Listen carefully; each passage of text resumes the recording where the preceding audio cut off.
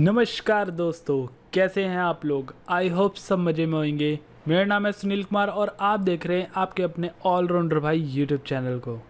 दोस्तों, आज की वीडियो के अंदर हम जो इफ़ेक्ट बनाने वाले हैं उस इफ़ेक्ट को कई लोग कई नामों से बुलाते हैं, जैसे कि text on light effect, glowing text effect या फिर एक्रेलिक लाइट इफ़ेक्ट। तो आज उसी इफेक्ट को हम क्रिएट करने वाले हैं। टाइम ना वेस्ट करते हुए चलिए दोस्तों शुरू करते हैं और ओपन करते हैं 3D Max 2017। दोस्तों, इस इफेक्ट को क्रिएट करने के लिए सबसे पहले आपको एक प्लेटफॉर्म क्रिएट करना पड़ेगा। मोस्टली इस टाइप की जो लाइट्स हैं वो शॉप्स के बाहर एक बैनर के तौर पे यूज़ करी जाती है। तो हम यूज़ करेंगे एक्सटेंडेड प्रिमिटिव्स के अंदर चैम्फर बॉक्स। इसे मैं टॉप व्यू से क्रिएट कर देता हूँ और चैम्फर हो गया है। अब मॉडिफाई के अंदर चले जाते हैं और इसका एक प्रॉपरली साइज दे देते हैं। इसमें हम यूज़ करने वाले हैं डेसिमल इंचेस। तो इंचेस के यूनिट कैसे लाए जाते हैं वो मैं आपको बता देता हूँ। इसके लिए आपको जाना होगा कस्टमाइज मेन्यू में यूनिट सेटअप।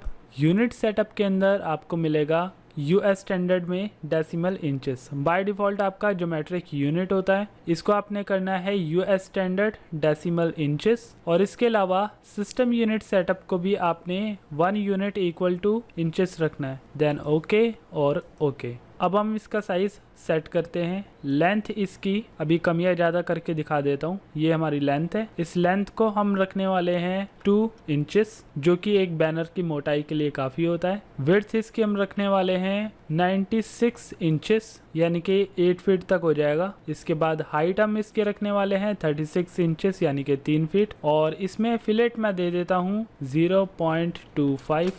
काफ़ी कम फिलेट इसमें देनी है, 0.25 भी ज़्यादा है, इसे मैं 0.2 कर देता हूँ। तो एक स्मूथ बैनर जैसे कि एक एक्रेलिक शीट में शो करता है, वैसे ही यहाँ पे एक बॉक्स बना हुआ है। अब इसमें मुझे टेक्स्ट ऐड करना है जो कि 3D टेक्स्ट के अंदर होगा। इसके लिए आप 2 ऑप्शन यूज़ कर सकते हो। या तो आप स्टैंडर्ड प्रिमिटिव्स के अंदर टेक्स्ट प्लस, जो कि न्यू एडिशन के अंदर आपको मिल जाएगा 2016-17 के अंदर। अगर आप 2014 या इससे पुराने एडिशन के अंदर यूज़ कर रहे हो तो यहाँ पे आपको टेक्स्ट प्लस का ऑप्शन नहीं मिलेगा। तो डायरेक्टली मैं आपको स्प्लाइन के ज़रिए शो कर देता हूँ कि कैसे हम टेक्स्ट को क्रिएट करने वाले हैं, क्योंकि इसमें जो टेक्स्ट का ऑप्शन है वो आपको ओल्ड एडिशन से लेकर अभी तक सभी एडिशन में सेम ही मिलेगा। तो हम इसी ऑप्शन का इस्तेमाल करेंगे। मैं सिंपल क्लिक कर देता हूं और यहाँ पे आपको एक बहुत ही बड़ा टेक्स्ट शो करेगा। नीचे जाके इसका मैं नाम चेंज कर देता हूं। मोस्टली मैं अपने चैनल का ही नाम दूंगा, ऑलराउंडर। इसे मैं सेपरेट ही रखूंगा भाई, इसके साथ ऐड नहीं करूंगा।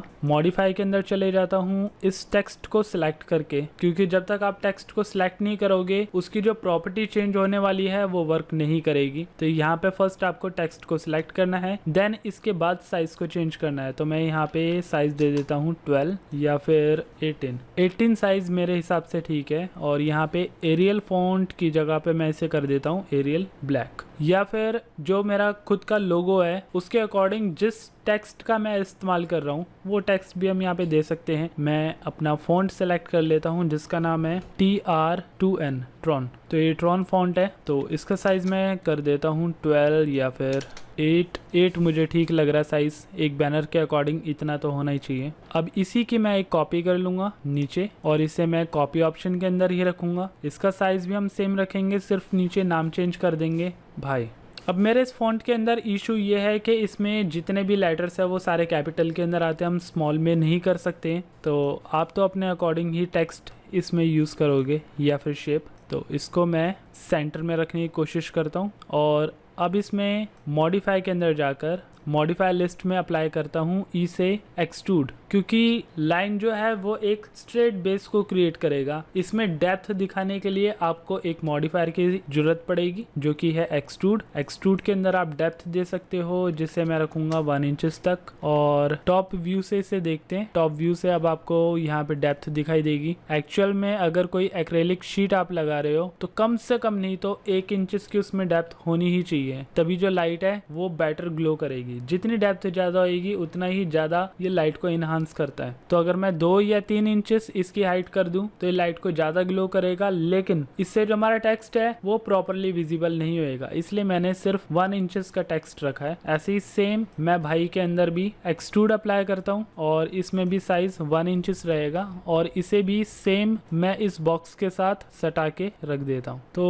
थोड़ा बहुत आपको यहाँ पे दिखाई दे रहा होगा टेक्स्ट और पीछे का बैकग्राउंड। इसको अभी फिलहाल के लिए तो मैं एक डिफरेंट कलर कर देता हूँ ताकि आपको प्रॉपरली दिखाई दे। अब हम क्या करते हैं, फर्स्ट इसके अंदर एक प्रॉपर टेक्सचर डाल देते हैं। तो इसके लिए मैं VMPP जो कि हमारे मटेरियल्स का प्रीसेट है सिंगल शेडर, मैं वो यूज कर लेता हूँ, लेकिन आप इन मटेरियल्स को डायरेक्टली भी बना सकते हो। मैं आपको गाइड कर दूंगा कि कैसे बनाना है। इसमें मैं पीछे के बेस के लिए यूज कर लेता हूँ स्टोन, क्योंकि कई सारी शॉप्स में पीछे स्टोन भी यूज करा जाता है, कईयों में एक्रेलिक शीट भी यूज करी जाती है। तो आप एक सिंपल कलर जिसमें आप ग्लो देकर भी सेम इफेक्ट क्रिएट कर सकते हो। बट इस मटेरियल को अप्लाई करने से पहले मुझे मटेरियल सेटिंग पहले सेट करनी पड़ेगी। तो मैं रेंडर सेटअप के अंदर चले जाता हूँ और यहाँ पे कर देता हूँ वीरे next. Then quick render option के अंदर मैं इंटीरियर को सिलेक्ट कर लेता हूँ, क्योंकि ये लाइट्स को ज्यादा बेटर ग्लो के अंदर दिखाता है। अब मैं M से मटेरियल एडिटर के अंदर चले जाता हूँ और इसमें फर्स्ट मटेरियल में मैं असाइन रेंडर कर देता हूँ और इसको अपने बॉक्स को सिलेक्ट करके उस पर असाइन। बट अभी जो मेरा टेक्सचर है वो काफी बारीक यहाँ पे शो कर रहा है और मैं चाहता हूँ कि मेरा ये जो टेक्सचर है पूरे इस बोर्ड पे एनहांस होकर आ जाए। इसके लिए मैं M से इस मटेरियल के यानी कि इस टेक्सचर के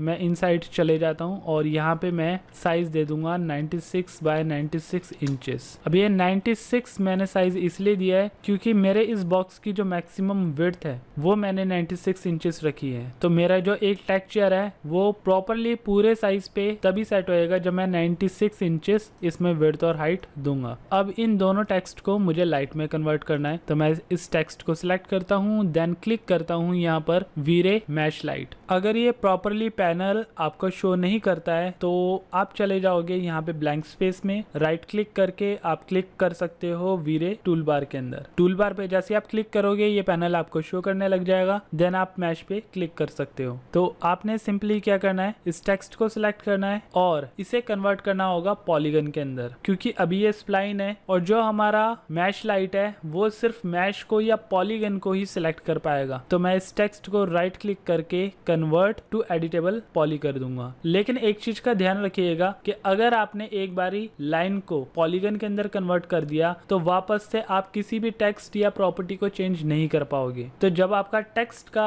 सेटअप फाइनल हो जाए उसके बाद आप कन्वर्ट टू पॉली करिएगा। तो यहाँ पे मैं कन्वर्ट टू पॉली कर देता हूँ, देन क्लिक करता हूँ मैश लाइट पर, हमारी लाइट चेंज हो गई। ऐसे ही सेम भाई पे क्लिक करता हूँ और राइट क्लिक करके कन्वर्ट टू एडिटेबल पॉली और इसके बाद इसे भी लाइट में कन्वर्ट कर देता हूँ। तो अभी हमारी ये लाइट कैसी शो कर रही है एक बार रेंडर निकाल के देख लेते हैं। इसके लिए आप F9 या फिर शिफ्ट Q भी प्रेस कर सकते हो। तो अभी हमारी लाइट कुछ इस टाइप की शो कर रही है। रेंडर निकालने से पहले आपको यहाँ पे दिख गया होगा कि काफी ज्यादा ये ग्लो कर रहा है। तो अभी इसे थोड़ा सा और करेक्ट करते हैं, फाइन करते हैं कि कैसे प्रॉपरली हमारा टेक्स्ट भी दिखाई देगा, पीछे का बोर्ड भी दिखाई देगा और एक रियलिस्टिक लुक के अंदर आ जाएगा। इसके लिए सबसे पहले हमें एक कैमरा सेटअप करना होगा, क्योंकि हमारे जितने भी कैमराज है वो लाइट को फिल्टर करते हैं। एक बारी कैमरे सेटअप के साथ शिफ्ट F प्रेस कर लेता हूँ तो ये हमारी एक रेंडर लिमिट दिखा देगा कि इतने एरिया का हमारा रेंडर निकलेगा। इसे हम कहते हैं सेव फ्रेम, जो कि शिफ्ट F से मैंने क्रिएट करा है।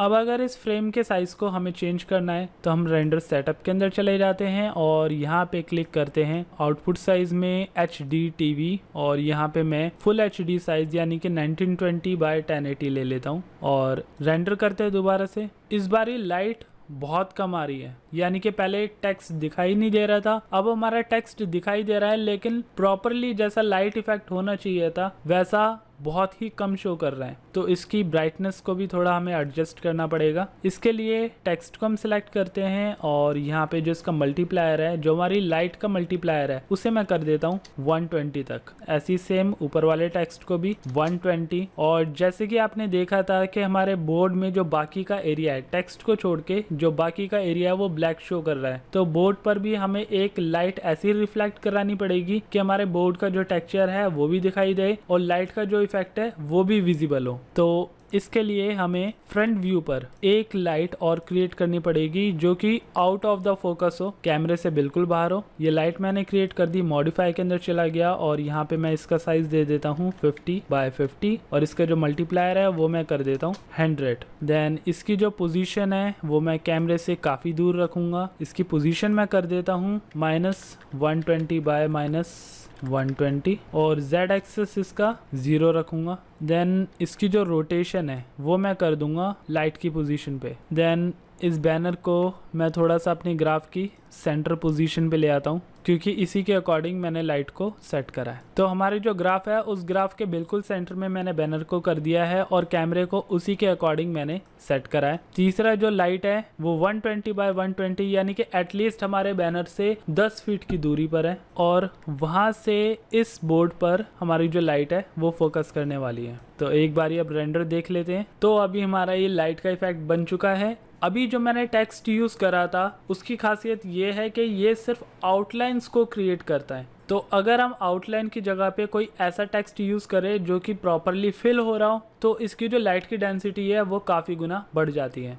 इसके अलावा जैसे मैंने पीछे अभी स्टोन का इस्तेमाल करा है, इसकी जगह पे आप एक्रेलिक शीट भी दिखा सकते हो। उसमें सिर्फ डिफरेंस ये होगा कि जो मैंने अभी पीछे बैकग्राउंड में टेक्सचर यूज़ करा है उस टेक्सचर को रिप्लेस करके आप वहाँ पर किसी भी एक पर्टिकुलर सॉलिड कलर को दिखा सकते हो। बाकी जो इसके अंदर ग्लॉसीनेस है, जो रिफ्लेक्शन यहाँ पे शो कर रहा है वो प्रॉपरली सेम ही रहेगा। तो एक बारी इसको डिफरेंट टेक्सचर में और डिफरेंट बैकग्राउंड के साथ भी देख लेते हैं। तो इस पूरे सेटअप की मैं एक कॉपी ले लेता हूँ, देन यहाँ पे ओके और इन दोनों टेक्स्ट को डिलीट करके थोड़ी एक डिफरेंट प्लेसमेंट में यहाँ पे देखता हूँ। एम्प्रेस करते हैं और इस टेक्सचर की भी एक कॉपी ले लेते हैं। नाम चेंज कर देते हैं, यहाँ पर एक्रेलिक वाइट कर देते हैं। यहाँ पे बम्प के अंदर चले जाते हैं क्योंकि टेक्सचर है तो उसके अंदर बम्प भी रिप्लेस करा होगा। तो यहाँ पे बम्प मैं क्लियर कर देता हूँ। देन डिफ्यूज भी मैं क्लियर कर देता हूँ। डिफ्यूज क्लियर करने के बाद आपका जो टेक्सचर है वो प्रॉपरली रिमूव हो जाएगा। अब अगर मैं इस पे अप्लाई करूँगा तो आपको एक प्रॉपर ग्रे कलर दिखाई दे रहा है। तो टॉप पे जाके मैं इसका कर देता हूँ कलर प्रॉपर वाइट, या प्रॉपर वाइट ना करके 240। तो इस वाइट बोर्ड के ऊपर मैं रेड कलर से दे देता हूँ टेक्स्ट। तो टेक्स्ट इस बारी नॉर्मल यूज़ करने वाला हूँ। सिलेक्ट करते हैं इस टेक्स्ट को और ऊपर रख लेते हैं एरियल ब्लैक और इसका साइज़ मैं दे देता हूँ 16 तक। अब इसी की एक कॉपी और इसका नाम दे देता हूँ ऑलराउंडर। तो अब ये एक डिफरेंट ऑप्शन आ गया है डिफरेंट फॉन्ट साइज़ के साथ। इसको 20 कर दूं तो ये टेक्स्ट ज़्यादा बेटर रहेगा। ऐसे ही सेम इसको भी 20 कर दिया तो ज़्यादा से ज़्यादा अब ये स्पेस ले पाएगा। अब इसको एक्सट्रूड कर देते हैं सेम प्रीवियस टेक्स्ट की तरह 1 इंचेस। इसको भी एक्सट्रूड कर देंगे 1 इंचेस और टॉप व्यू से इसकी पोजीशन सेट कर देते हैं। देन सबसे पहले इसे कन्वर्ट टू एडिटेबल पॉली कर लेते हैं। देन इसके बाद हम इसे मैश लाइट में कन्वर्ट कर देंगे और इंडिविजुअली इनको सेलेक्ट करके मैं इसका साइज दे देता हूँ 120 मल्टीप्लायर, लेकिन इसका कलर मैं इस बार ही रखूँगा रेड। ऐसी सेम इस टेक्स्ट का भी कलर रेड। और अब देखते हैं कि आउटपुट कैसा आता है। देन अब हमारा ये सेकंड रेंडर भी निकल चुका है, लेकिन अगर आप दोनों को कंपेयर करोगे तो कुछ चीज़ें आप इसके अंदर नोटिस करोगे। जैसे कि पीछे का बैकग्राउंड मैंने वाइट रखा था, यहाँ पे ग्रे शो कर रहा है। इसमें सबसे ज़्यादा इम्पैक्ट पड़ता है आसपास के इन्वायरमेंट में। अभी जो मेरे इस रेंडर के आसपास का इन्वायरमेंट है वो ब्लैक है और ब्लैक और वाइट लाइट मिक्स करके एक ग्रे आउटपुट ही क्रिएट करता है। लेकिन अगर इसमें प्रॉपरली एक इन्वायरमेंट क्रिएट हुआ होता है, एक शॉप क्रिएट हुई भी होती, तो इसमें वाइट कलर की जगह पर कई सारे इनपुट्स इस वाइट बोर्ड के अंदर नजर आते हैं। लेकिन दूसरी तरफ जहाँ पे मैंने पहले जो स्टोन का ऑप्शन पीछे क्रिएट करा था उसमें डिजाइन्स के अंदर ही वेरिएशंस इतनी थी कि आपको किसी भी अदर इन्वायरमेंट की रिक्वायरमेंट नहीं पड़ी थी। और दूसरी चीज, इन टेक्स्ट के अंदर आउटलाइन और फिल के अलावा हमने इसमें कलर में भी चेंजेस करे, लेकिन जितनी वेरिएशन वाइट और येलो कलर यानी कि वार्म लाइट के अंदर जो अच्छा आउटपुट हमें मिलता है वो आपको किसी अदर ग्लो लाइट की वेरिएशन के अंदर नहीं मिल पाता। सो आई होप दोस्तों आपको मेरे ये ग्लो इफेक्ट के ऑप्शंस समझ में आ गए होंगे और अच्छे लगे होंगे। अगर आपको मेरी वीडियो पसंद आई तो इस वीडियो को लाइक शेयर एंड कमेंट करें, और अगर आपने अभी तक मेरा चैनल सब्सक्राइब नहीं करा है तो सब्सक्राइब करें और प्रेस करें साथ में बने बेल आइकन को, ताकि टाइम टू टाइम होने वाले अपडेट आपके पास पहुंचे सबसे पहले। तो मिलता है दोस्तों अगली वीडियो में अगले टॉपिक के साथ।